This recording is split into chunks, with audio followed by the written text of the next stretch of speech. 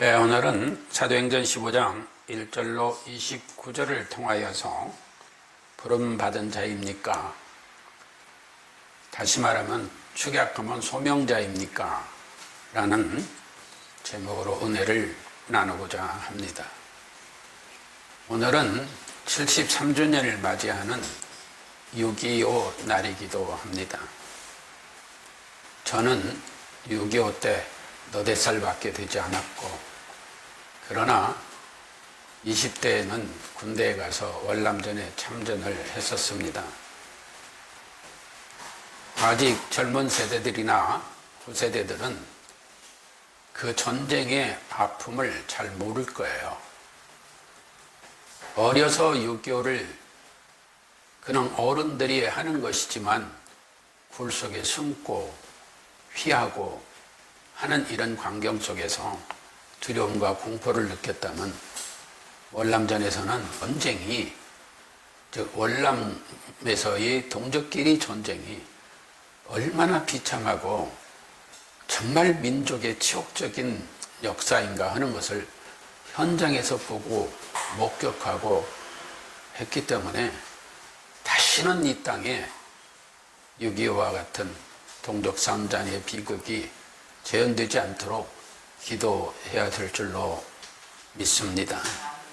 그러나 먼저 알아야 될 것은, 오늘 우리가 하나님의 말씀에서도 은혜를 받아 누리겠습니다마는 무엇보다도 우리 교회가, 다시 말하면 성도들이 예수 그리스도께서 말씀하신 진정한 복음, 그 평화의 복음, 생명의 복음이 무엇인가를 진정성 있게 깨닫고 그 복음의 말씀대로 살아가고자 할 때 이 민족이 변화가 있어지게 되고, 이 땅 위에 다시는 그러한 동족을 죽이고 살상하는 비극의 역사가 재현되지 아니하리라고 생각합니다.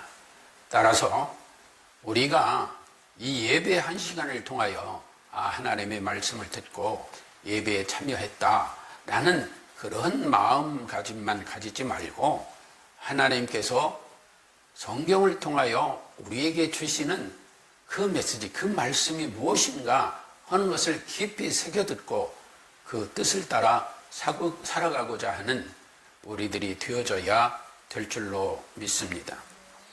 오늘은 본문 말씀에 근거하여서 특권자, 변호자, 소망자 등과 함께 주 예수 그리스도를 믿음으로 생명도 아끼지 않게 하시는, 즉 하나님의 은혜를 누리게 하는 그 복음의 말씀을 우리가 마음에 새기고자 합니다. 여러분 생각해 보셨습니까? 여러분의 삶의 목적이 무엇이며, 여러분들은 여러분이 생각하는 중에 가장 중요한 것이 무엇인가 라는 것을 생각해 보셨는가 하는 것입니다. 마태복음 6장 25절은 그러므로 내가 너희에게 이르노니 목숨을 위하여 무엇을 먹을까, 무엇을 마실까, 몸을 위하여 무엇을 입을까 염려하지 말라. 목숨이 음식보다 중하지 아니하며 몸이 의복보다 중하지 아니하냐 라고 예수님께서 말씀하셨습니다.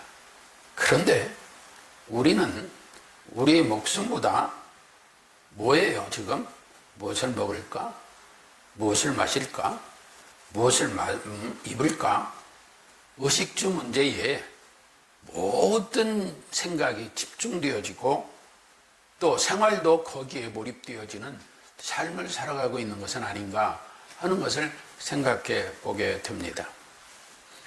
우리는 우리 스스로에게 질문을 해봅시다. 나는 과연 생명을 아끼지 아니하는 자인가? 내가 우리 주 예수 그리스도의 십자가의 대속의 은혜로 죄사함 받고 부활하심으로 의롭다 받은 하나님의 자녀라고 하면서 내가 과연 그 부름받은 자답게 하나님을 믿는 그리스도인답게 하나님 나라의 백성답게 주 예수 그리스도의 일꾼으로 살아가고 있는가 스스로에게 질문해 보자는 것입니다. 바울과 바나바가 1차 전도여행을 마치고 안디옥 교회에 돌아와서 그간 모든 과정에 있었던 일과 열매들에 대한 증언을 했습니다. 그런데 이때 어떤 사람들이 유대 땅에서 와서 안디옥에 거하는 예수 믿는 사람들에게 가르친다는 거예요. 무엇을? 모세의 관례에 따라 할례를 받지 않으면 구원을 받을 수 없다. 그로 인하여서 안디옥 교회 내에 의견 대립과 논쟁이 벌어지게 됩니다. 이러다가 보니까 안디옥 교인들이 이것 해결책을 모색해보자 해서 바울과 바나바 등을 모 교회인 예루살렘에 보내어서 사도들하고 장로들을 만나도록 해서 그들의 의견을 들어보도록 하자 하는 것입니다.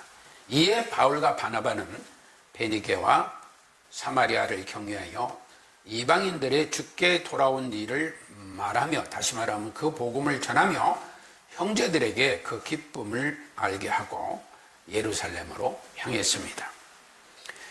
예루살렘에 이르러 교회와 사도와 장로들에게 영접을 받고 하나님이 자기들과 함께 계셨고 모든 일을 행하셨고 모든 일을 이끌어 주셨다는 것을 보고하게 됩니다.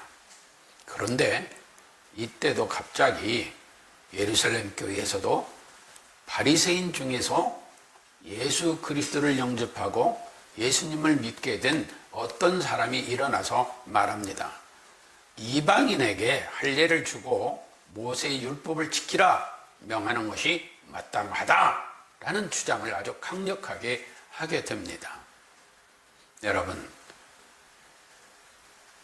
우리가 주 예수 그리스도를 영접했다면 우리 스스로도 과거의 속성이나 성품 등을 내려놔야 됩니다. 그런데 이 바리새인 출신은 자신들만의 특권의식을 버리진 못했던 것 같습니다. 그래서 우리가 선민인데 하나님의 선택받은 백성인데 우리는 모세의 율례대로 할례를 행했어. 그러니 이것만은 없게 할 수 없어 하는 특권의식에 사로잡혀가지고 자기들이 특권자임을 내세우고 있다는 것입니다. 그런데 생각해 보세요. 본디 그들이 어떤 사람들이었나요?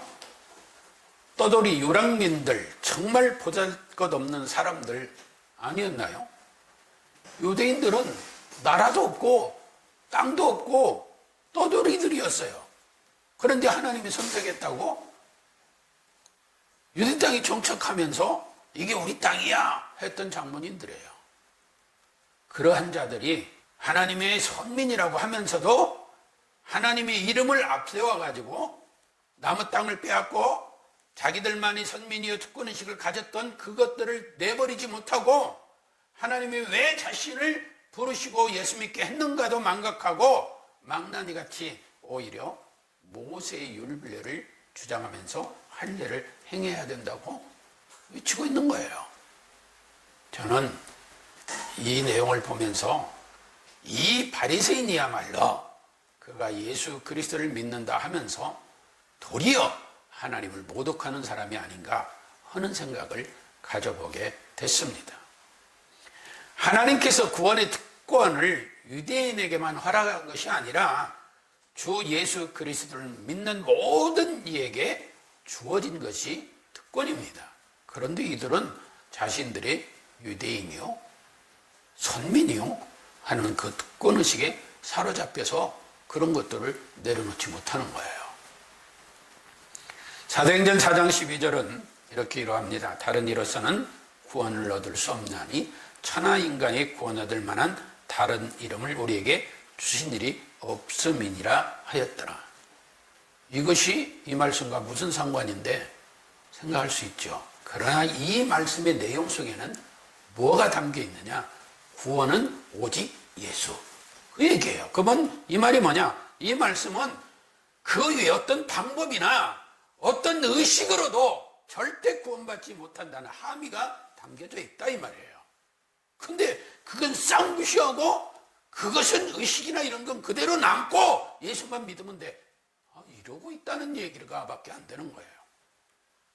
사도 바울은 로마 3장 24절에서 그리스도 예수 안에 있는 구속으로 말미암아 하나님의 은혜로 값없이 의롭다 하심을 얻은 자 되었다고 고백하고 있습니다. 사도 바울이 어떤 자인지 누누이 들어서 잘 알고 있을 겁니다. 그런가 하면은 갈라디아서 5장에서도 2절에 보라 나 바울은 너에게 말하노니 너희가 만일 할례를 받으면 그리스도께서 너희에게 아무 유익이 없으리라. 할례 받으면 너들 허탕이야 그 얘기예요. 너희들 예수 믿는 거 꽝이야 그 말입니다. 할례 받는 각 사람에게 다시 증거하노니 그는 율법 전체를 행할 의무를 가진 자라. 율법 안에서 의롭다함을 얻으려 하는 너희는 그리스도에게서 끊어지고 은혜에서 떨어진 자로다 라고 외치기도 했습니다. 또한 에베소 2장 5절로 8절에서는 허물러 죽은 우리를 그리스도와 함께 살리셨고 너희가 은혜로 구원을 얻은 것이라. 또 함께 그리스도 예수 안에서 함께 하늘에 앉히시니. 이 말은 뭐냐, 예수 그리스도 안에서 이미 우리가 하나님 나라의 백성이 삶을 살고 있다 그 얘기예요. 그런데 우리에게 자비하심으로 그 은혜의 지극히 풍성함을 오늘 여러 세대에 나타내려 하심이니라. 너희가 그 은혜를 인하여 믿음으로 말미암아 구원을 얻었나니 이것이 너희에게서 난 것이 아니요 즉 너희의 공로나 너희의 행실이나 너희의 선민의식이나 너희의 특권의식으로 된 것이 아니요 하나님의 선물이라. 이게 바리새인은 굉장한 오해를 하고 있는 거예요. 지금 이는 뭐냐, 자기가 예수 그리스도를 믿고 영접했다고 하면서 모세 율례에 따른 유대 선민의식을 그 특권의식을 버리지 못하고 있는 특권자의 삶을 살고자 했다는 겁니다. 너 그러면 그 구원 꽝이야 그 얘기입니다. 지금 그러니까 7절에 들어가면서 이런 일로 이제 많은 얘기가 있으니 바울과 바나바도 자신들의 변론을 했겠죠. 변론이 있은 후에 베드로가 일어나서 얘기합니다. 형제들아 너희도 알거니와 하나님이 이방인들로 내 입에서 즉 베드로 입에서 복음의 말씀을 들어 믿게 하시려고 오래전부터 너희 가운데서 나를 택하시고 베드로를 택하시고 또 마음을 아시는 하나님이 우리에게와 같이 저희에게도 즉 이방인에게도 성령을 주어 증거하시고 즉 바울과 바나바를 통하여 이방인에게 복음을 전해서 바울과 바나바도 성령 충만 받고 그들도 성령을 받고 예수 그리스도를 영접하게 되고 믿음으로 저희 마음을 깨끗이 하사 저희나 우리나 분간치 아니하였다. 그러니까 하나님은 구별하지 않았다 이 말이에요. 그걸 지금 베드로가 누구를 변호해요? 바울과 바나바를 변호하고 있는 거예요. 그러면서 그런데 지금 너희가 어찌하여 하나님을 시험하여 우리 조상과 우리도 능히 매지 못한 멍에를 그 제자들의 목에 두려고 하느냐. 이건 죽이려 하느냐 이 말이에요. 우리 조상들 능히 그거 매지 못했잖아. 근데 왜 지금 시험하고 있어? 그 얘기야. 그러면서 우리가 저희와 동일하게 주 예수의 은혜로 구원을 받은 줄로 믿느라 하고 베드로가 변호자가 되어서 변호하고 있는 거예요. 여러분 기억하시죠? 사도행전 11장 2절에서 베드로가 예루살렘에 올라갔을 때 할례자들이 힐난하여 가로되 내가 무엘라자의 집에 들어가 함께 먹었다 하니 베드로가 저에게 이 일을 차례로 설명했던 내용들, 그것을 지금 자신을 위해서 설명했던 걸 바울과 바나바를 위해서 지금 설명하면서 표현하고 있는 거예요. 그런데 또 야고보가 났습니다. 야고보가 사람들이 다 얘기를 듣고 온 무리가 바나바와 바울이 하나님이 자기들로 말미암아 이방인들 중에서 행하신 모든 표적과 기사를 고하는 것을 다 듣고 났습니다. 이 말을 마쳤을 때 야고보가 대답하여 가로되 형제들아 내 말을 들으라 하면서 뭐예요? 17절에 내 이름을 부르는 모든 이방인들이 주님을 찾게 하려는 것이다 라고 하면서 아모스 9장 11절로 12절 그 아모스 선지자의 말을 인용해서 하나님의 말씀을 근거로 해서 또 바울과 바나바를 변호해 줍니다. 그 야고보도 변호자 역할을 하는 거예요. 그러면서 야고보 역시 할례가 아닌 주님을 찾는 것, 즉 오직 믿음으로만 구원을 받는 것이라는 것, 즉 주님을 찾는다는 건 믿는다는 얘기거든요. 믿는 자가 찾잖아요. 그래서 주님을 찾는 것, 즉 오직 믿음으로만 구원을 받는 것이다 라고 변호를 합니다. 그리고 나서 하는 말이 이방인이 행하는 우상의 더러운 것과 음행과 목매어 죽인 것과 피를 멀리하라고 편지를 써서 그들에게 함께 그것만 보내자. 그러니까 이방인의 관습을 다 버리게 하자 이 말이에요. 혹시라도 그 유대인 선민의식 같이 할례 행하자고 하는 자들이 있으면 이방인들도 과거의 그 의식을 가지는 사람들도 내세울 수 있기 때문에 그거 이 얘기를 했을 거예요. 그래서 이와 같이 하나님의 말씀 안에서 우리가 하나님의 부름을 받은 자들은 정말로 내가 지금 어떤 위치에서 어떤 일을 행하고 있는가 매사에 언어와 행동에 주의를 기울여야 됩니다. 그런데 22절 이하에 보면 이에 사도와 장로와 온 교회가 그 중에서 사람을 택하여 바울과 바나바와 함께 안디옥으로 보내기로 가결하니 곧 형제 중에 인도자인 바사바라는 유다와 실라더라. 그래서 유다와 실라를 바울과 바나바와 함께 안디옥 교회로 보내는데 제가 생각해 봤어요. 왜 바나바와 바울만 보내고 그 일행만 보내지 않고 구태여 유다와 실라를 같이 보내게 됐는가? 우리 예루살렘 공회에서 이걸 가결했으니 증인으로 유다와 실라를 함께 보낸 것이 아닌가 생각합니다. 왜? 바울과 바나바만 가서 얘기하면 너희들만 어떻게 믿어? 이럴 수도 있잖아요. 그러니까 예루살렘 교회에 유다와 실라를 함께 보낸 거예요. 그러면서 겸해서 제2차 전도 여행까지도 가결했다는 것을 통지하게 됩니다. 여하튼 바나바와 바울이 유다와 실라와 함께 급히 안디옥으로 돌아가게 되죠.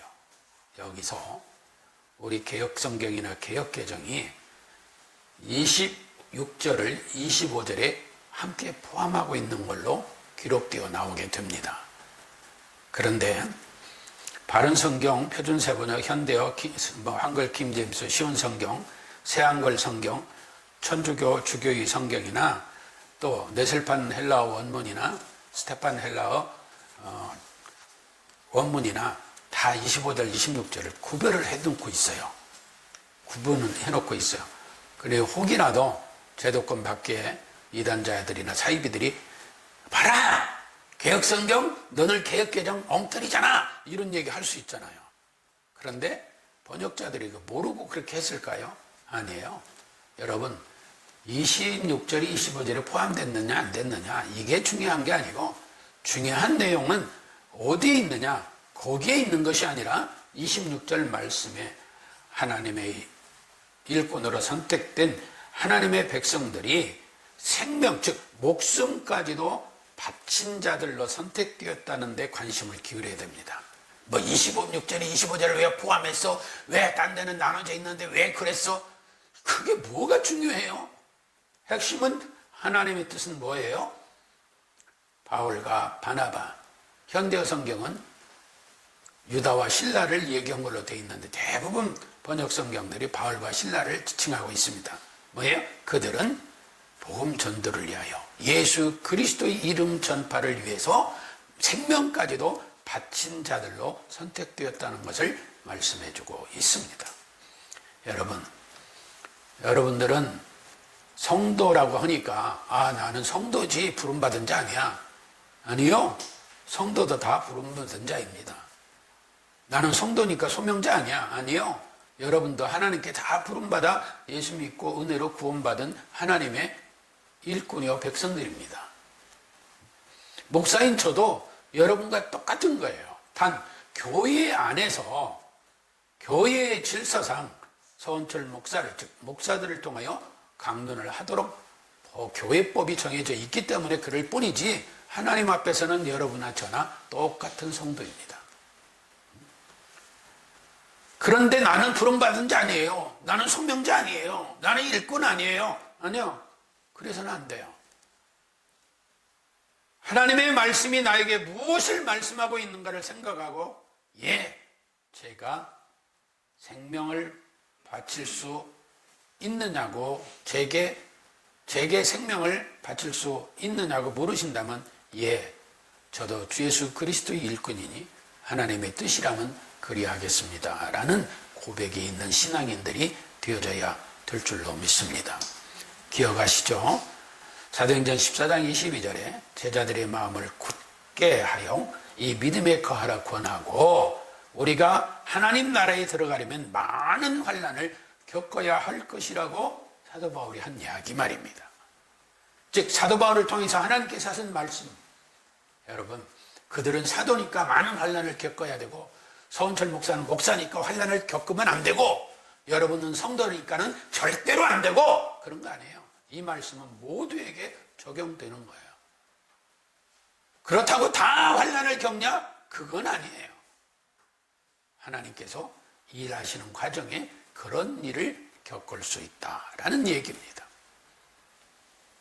그래서 뒤에 또 보시겠습니다만 사도행전 20장에 보면은 사도 바울은 결박과 환난이 나를 기다린다 하시니 나의 달려갈 길과 주 예수께 받은 사명 곧 하나님의 은혜의 복음을 증거하는 일을 마치려 하면은 나의 생명을 조금도 귀한 것으로 여기지 아니하노라라고 하고 있습니다.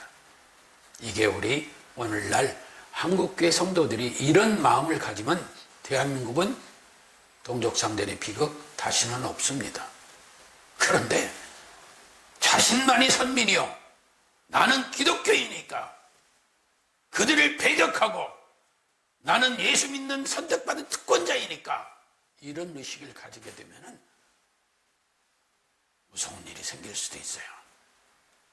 여러분, 복음 앞에 하나님의 말씀이 뭐라 하시는지 베드로와 같이, 야고보와 같이 변호자가 되어지고, 바울과 바나바와 같이, 유다와 실라와 같이 예수 그리스도를 위하여, 이름을 위하여 목숨을 바칠 수도 있는 우리들이 되어져야 그게 부름받은 자의 신앙이요, 구원받은 자의 신앙인 줄로 믿습니다. 제가 오늘 아침에 생각이 부득 났어요. 갑자기 생각이 나서 컴퓨터에 타이핑을, 원고를 끝을 좀 수정하고 있는데, 여기 송파선교회 김기일 선교회장이 빵을 들고 왔어요. 그러면서 올 때마다 저 박사 아니거든요. 그냥 목사예요. 근데 박사님 바쁘신 게 나오지 마세요. 나오지 마세요. 제가 그분이 개인 택시 선교회 회원들과 함께 수백 명의 장애인을 섬깁니다. 그리고 행사도 많이 하고, 뿐만이 아니라 송파 관내 목사님들을 너무 섬기고 교회마다 섬기며 다녀요. 그분을 보면 제가 내가 목사인지 저분이 목사인지 너무 부끄러운 거예요. 저라면 못할 것 같아요. 뛰어나가면서 따라 나오면 박사님 나오지 마세요. 바쁘신데 나오지 마세요. 근데 이분이요, 서울시청에 가면 명예전당이 있는데 수십 년간 봉사생활을 하게 알려져 가지고 명예전당에 그 이름이 올라가 있대요. 어떻게 제가 그걸 알게 됐어요. 그게 너무 고맙고 감사한 분이에요. 그런데 너무 겸손한 거예요. 너무너무 겸손해요. 여러분 나가보십시오. 봉사하고 일개나 한다는 사람들, 교만한 사람 많아요. 오만한 사람들 많아요. 목사 알기를 우습게 알고 동료 알기를 우습게 하면서 큰소리 뻥뻥 치는 사람들 많아요. 자기 고집대로 다 하려고. 그런데 이분은요 너무 겸손해요. 너무. 그 제가 오늘 아침에 불뚝 드는 게, 아니, 저 양반이 목사야. 내가 목사야. 부끄럽더라고요. 이 김기일 선교회 회장 같은, 송파 선교회 김기일 회장 같은 분이야말로 송파의 자랑거리가 아닌가. 정말 예수 그리스도의 향기를 바라며 사는 분 아닌가 생각하니까 너무 고맙고 감사한 거예요. 여러분, 하나님께서 우리를 부르시고 하나님의 백성 삼아주신 목적이 무엇이라고 생각하세요? 하나님의 은혜 가운데 겸손히 섬기며 살라고 부르신 거예요. 그 겸손히 섬기며 살라는 사람들이 선민의식, 특권의식을 가지고 위침을 가진다면 되겠어요? 베드로와 야고보 같이 변호자가 되고 바울과 바나바와 같이 유다와 실라와 같이 목숨도 아끼지 아니하고 주님의 은혜를 증거하는, 주님의 이름을 증거하는 그러한 일꾼들의 자세로 살아가야 되지 않겠어요? 그것뿐만이 아닙니다. 성경은 뭐라고 기록하고 있느냐? 생명을 아끼지 아니하는 자, 그러면서 형제들에게도 사랑받는 성도의 은혜를 누리는 자들이라고 기록하고 있어요. 그들을 사랑했다는 거예요. 왜 그래요? 겸손히 섬겼기 때문에 그래요. 겸손히 섬겼기 때문에. 사랑하는 성도 여러분, 오늘 6.25 73주년 중요하죠.